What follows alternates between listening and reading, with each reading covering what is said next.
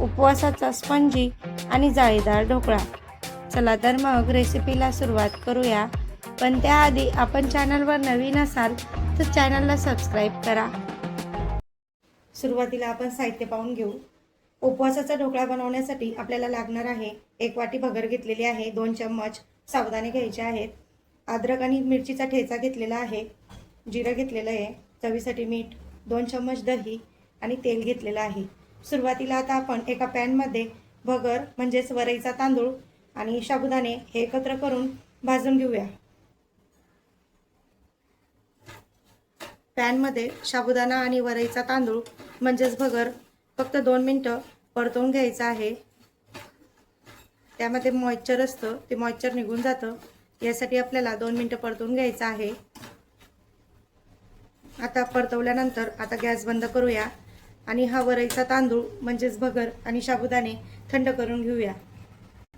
आता हे थंड झाल्यानंतर आपण मिक्सरच्या भांड्यात बारीक पीठ करून घेऊया.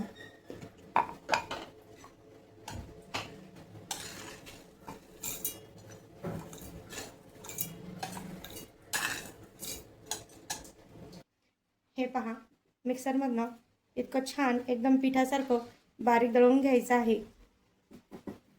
आता एक मिक्सिंग बाउल घ्यायचं, वरईचं पीठ आणि साबुदाण्याचं पीठ हे काढून घ्यायचं. आता यामध्ये मीठ टाकायचं चवीनुसार आणि हे पीठ पाणी टाकून भिजवून घ्यायचं.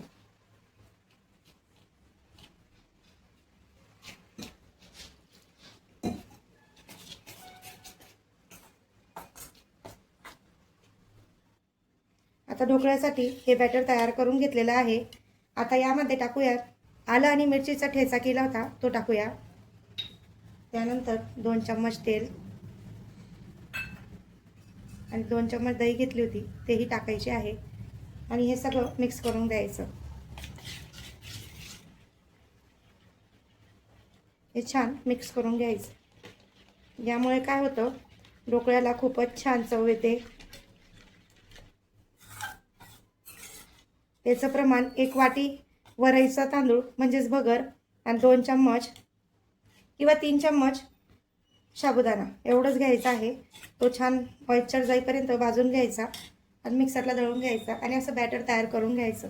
हे पहा, आता हे बॅटर झाकण ठेवून 10 ते 15 मिनटं असंच ठेवूया. त्यानंतर ते ठेवून दिलेलं आहे जाळीवर, याच्या खाली पाणी, वरून जाळी आणि हे ताट ठेवून द्यायचं आहे.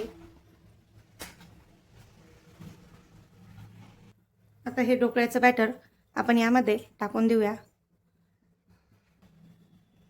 बॅटर टाकल्यानंतर आपण वरून ताट झाकून घ्यायचं आहे.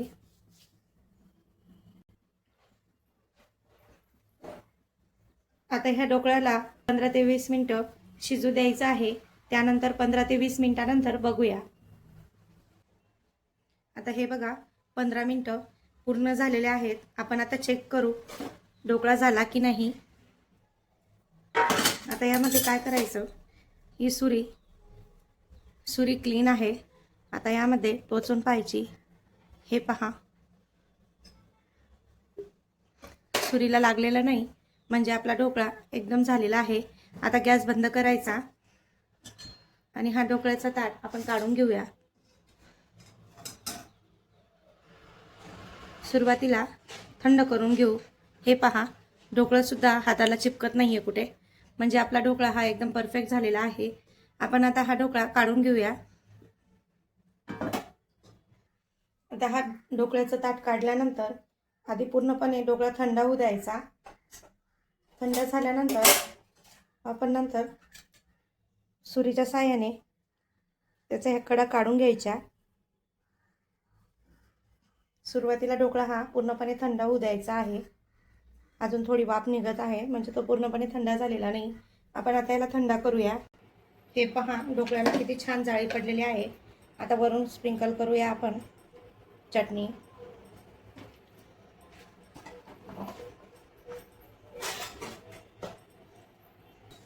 तेल कडकडीत तापल्यावर आपण जिरं टाकलं त्यानंतर जिरं यात टाकून द्यायचं आहे फोडणी देऊन. जिऱ्याची फोडणी दिल्यानंतर याला सर्व भागाला पसरून घ्यायचं आहे स्पॅटुलाने. आता याचे छोटे छोटे तुकडे करायचे आहेत. हे पहा, तयार आहे आपला खमंग ढोकळा उपवासाचा. आपण आतापर्यंत डाळीचा आणि तांदळाचा ढोकळा पाहत होतो, पण आता साबुदाण्याचा आणि वरईच्या तांदळाचा म्हणजेच भगरचा ढोकळा आता बघायला मिळणार आहे. तर चौकोनी भागांमध्ये कट करून घेऊया.